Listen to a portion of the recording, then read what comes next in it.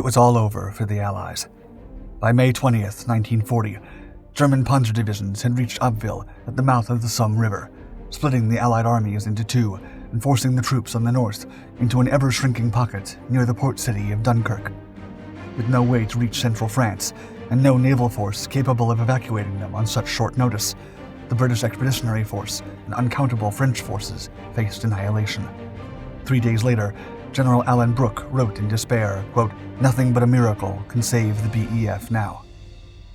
Winston Churchill was haunted by the specter of the Dunkirk disaster, becoming Britain's most catastrophic military failure only weeks into his tenure as Prime Minister. The last flicker of hope lay in Operation Dynamo, an audacious gambit to evacuate nearly 400,000 men from the war-torn beaches using every ship within reach. But not even the most optimistic Allied commander believed it could be done before German tanks overwhelmed the area. However, fate had one final card to play. A courageous cadre of French soldiers, led by an indomitable man, would make a valiant stand in the town of Lille, a mere 40 miles from Dunkirk, to force a delay. Outnumbered, outgunned, and on the brink of exhaustion, these tenacious warriors would become the last hope of the Allied forces.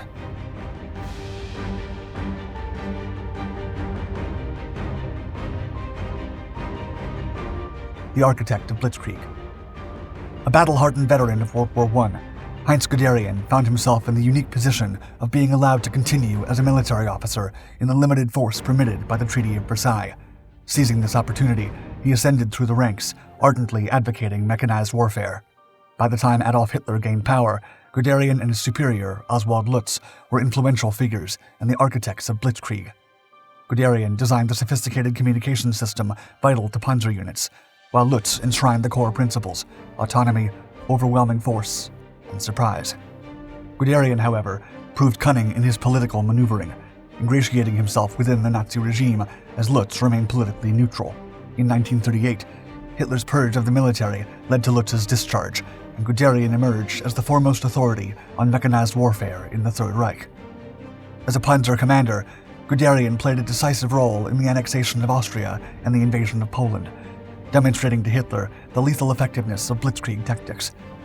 In recognition of his ideas, the German High Command entrusted him with leading the Panzer offensive. Now, he had to prove that his audacious strategy was indeed possible. Race to the sea. The French and British forces found themselves unprepared for the attack that unfolded. Although they had more men and guns than the Wehrmacht, they clung to outdated military doctrines reminiscent of World War I. Soon, the Allies established extensive trench networks and allocated a significant portion of their forces to the Maginot Line along the French-German border. While they anticipated a possible offensive through the Low Countries, they expected conventional artillery infantry operations, supported by armored divisions. The notion of a Panzer rushing through the Ardennes forest never crossed their minds. Led by Guderian, a force of 1,112 tanks then demolished the Allied defenses, sweeping through their trenches and forcing a panicked retreat. Guderian's audacious corps charged through the Ardennes and across the Meuse River, catching the advancing Allied forces off guard.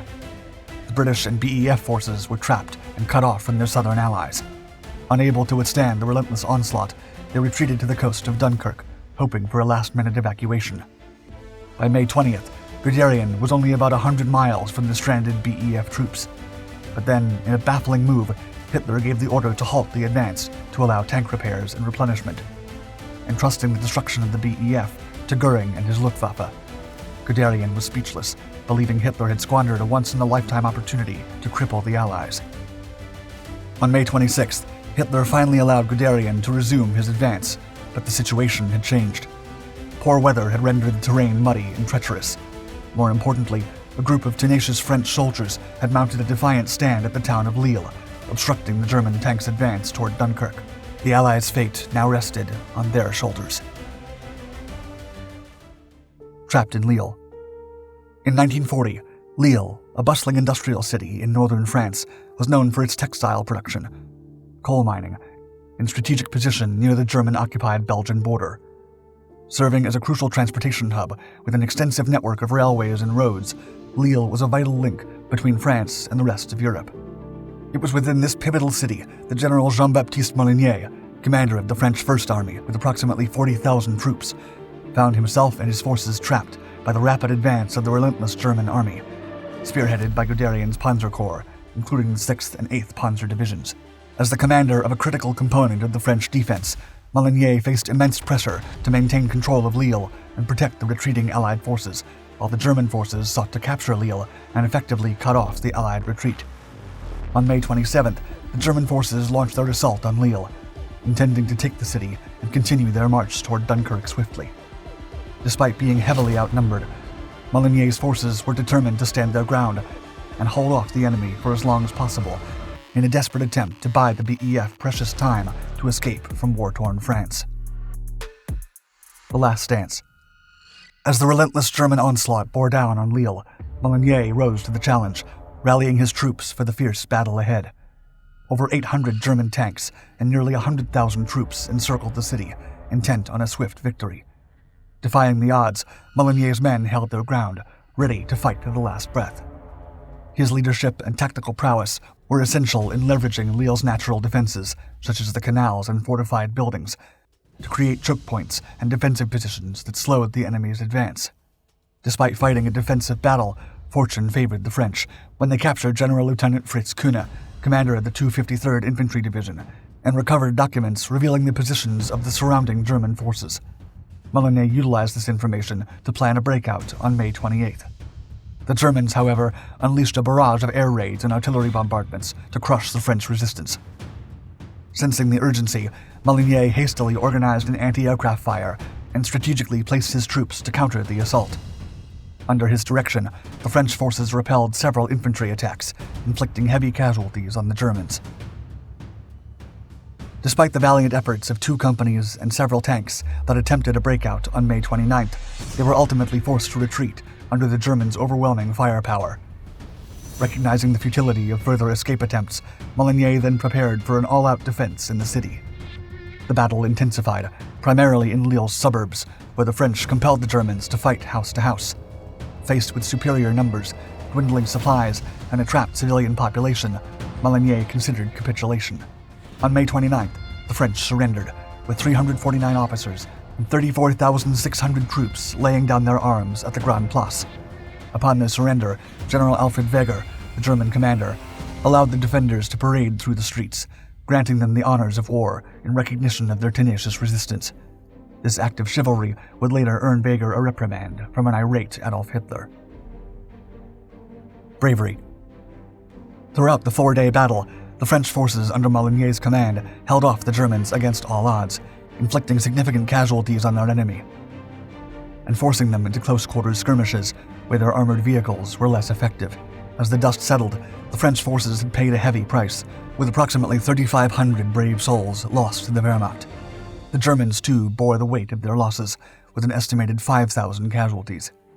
Molinier's heroic stand at Lille had far-reaching consequences, as the fierce resistance not only bought precious time for the British Expeditionary Force at Dunkirk, but also forced the Germans to divert their land divisions away from the evacuation site. In his memoirs, Winston Churchill praised Molinier and his troops, stating, quote, "These Frenchmen, under the gallant leadership of General Molinier, had for 4 days contained no less than 7 German divisions, which otherwise could have joined in the assaults on the Dunkirk perimeter. This was a splendid contribution in the escape of their more fortunate comrades in the British Expeditionary Force." Later estimates concluded that the stand at Lille bought the BEF enough time to evacuate approximately 100,000 men that would otherwise have been left behind to face the wrath of Germany by themselves.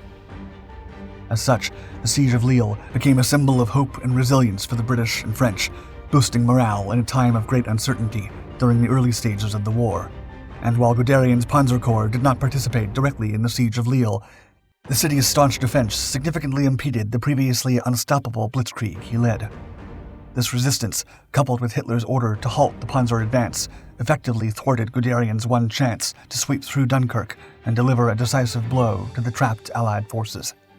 Ultimately, the operations provided the British with a crucial lifeline and granted them the opportunity and time to regroup their forces, fortify their defenses, and eventually prepare for the moment they would strike back, carrying their fight all the way to the heart of Germany.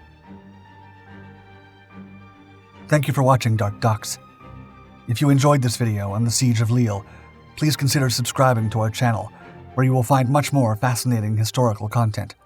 Also, hit the notification bell to stay updated on our latest videos, which we publish regularly.